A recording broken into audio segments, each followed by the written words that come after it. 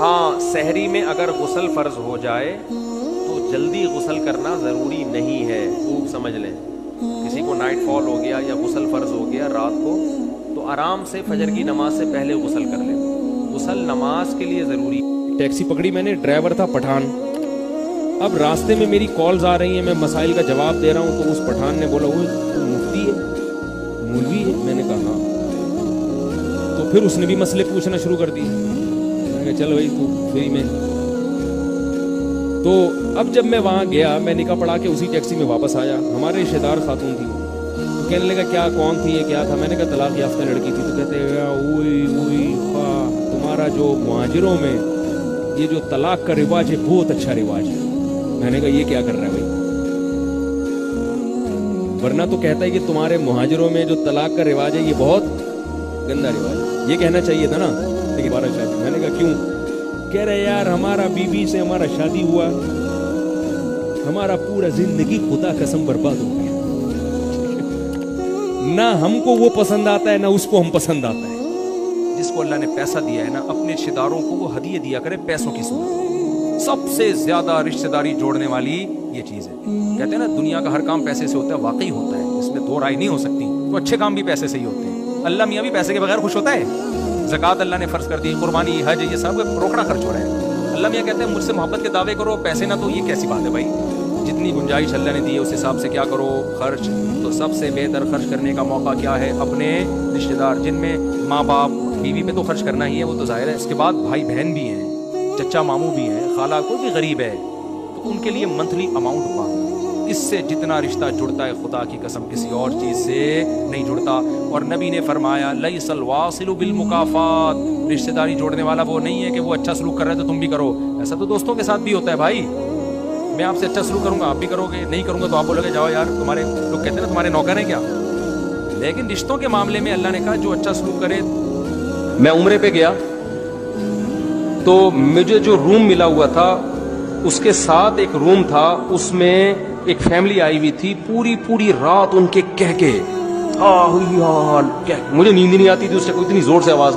ایک دن میں نکل گیا، میں نے ان سے پوچھا یار یہ تھوڑا رات کو تو آرام کر لو، کون ہو؟ تو پتا چلا جی کزنوں کے ساتھ لڑکوں کا گروپ آیا ہوا ہے عمرہ کرنے کے لیے. میں نے ان سے کہا دیکھو عمرہ کرنا فرض نہیں ہے، لیکن آپ کی جو فیمیل کزن ہے اس کا آپ سے پردہ کرنا، بولو بالفرض پردہ نہیں کرتی تو کم از کم فری تو نہ ہو نا. ایک جوان کزن بیٹھے ہوئے ہیں، یہ لڑکیاں بیٹھی ہوئی ہیں اور ایک ہی کمرے میں سو بھی ادھر.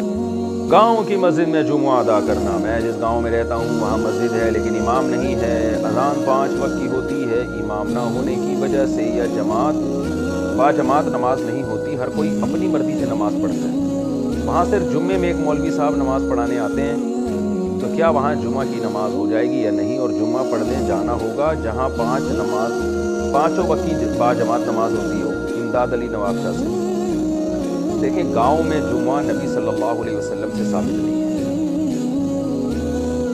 جب نبی صلی اللہ علیہ وسلم مدینہ میں جمعہ پڑھاتے تھے تو گاؤں کے لوگ باری باری آیا کرتے تھے. ہمیں کہیں بھی نہیں ملتا کسی صحیح روایت سے کہ نبی صلی اللہ علیہ وسلم کے دور میں گاؤں یا دیہات میں جمعہ یا عید کی نماز ہوئی ہو. حضرت علی کا مشہور قول ہے کہ لا جمعۃ ولا تشریق الا فی مصر جامع، کہ جمعہ اور تشریق جو ہے یہ صرف شہر میں ہی ہوتا ہے. اس لیے جو چاروں ائمہ اس بارے میں متفق ہیں وہ یہ ہیں کہ جمعے کی نماز کے لیے ہر امام کے نزدیک کچھ نہ کچھ شرط ہے. کسی نے کہا کہ 40 افراد کی شرط، کسی نے کہا کہ بڑی بستی ہونی چاہیے. تو جو ہمارے نزدیک راجح قول ہے، جو قرآن و سنت سے ثابت شدہ قول ہے، یعنی نبی صلی اللہ علیہ وسلم کے دور میں کہیں بھی ہمیں یہ ملتا نہیں ہے کہ جمعے میں جو بالکل گاؤں میں جمعہ کی نماز پڑھائی گئی. تو اگر جمعے کی نماز گاؤں دیہاتوں میں جائز ہوتی تو نبی صلی اللہ علیہ وسلم کے دور میں مدینہ کے گرد جو چھوٹی چھوٹی بستیاں تھیں وہاں جمعے کی نماز ہوتی کسی گاؤں میں. اس لیے شہر ہو یا قصبہ کبیرہ، بہت بڑا قصبہ ہو جو شہر جیسا ہوتا ہے. اچھا شہر کی ڈیفینیشن کیا ہے عرف میں جس کو شہر سمجھا جائے؟ تو یہ یعنی جس میں 2 رویا دکانیں ہوں، ہسپتال ہوں، تھانہ ہو، یہ تمام جو شہر کے لوازمات ہیں وہ جس جگہ پہ پائے جائیں گے اس کو شہر کہا جائے گا. جس جگہ یہ نہیں ہوں گے، وہ دور دراز علاقوں میں چند لوگوں کا ایک جتھا رہتا ہے، اس کو شہر نہیں کہتے. تو یہ عرف سے چینج بھی ہو سکتا ہے. تو اس لیے اگر آپ جس علاقے میں رہتے ہیں وہ واقعی گاؤں ہے، قصبہ کبیرہ بھی نہیں ہے، بڑی بستی بھی نہیں ہے اور شہر بھی نہیں ہے، تو پھر جمعے کی نماز وہاں پر درست نہیں ہے. نہ جمعے کی نماز درست ہے، نہ عید کی نماز. تو آپ یا تو شہر میں آیا کریں جمعہ پڑھنے کے لیے، یا وہیں ظہر کی نماز پڑھیں. البتہ جماعت سے نماز واجب ہے. یہ جو آپ نے بتایا کہ وہاں جمعہ ہوتا ہے، عام جماعت کی نمازیں نہیں ہوتی، بالکل غلط ہوتا ہے.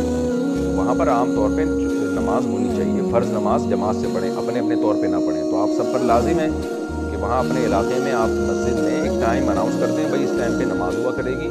اگر کوئی امام نہیں ہے تو جو وہاں موجود ہو نماز کے ٹائم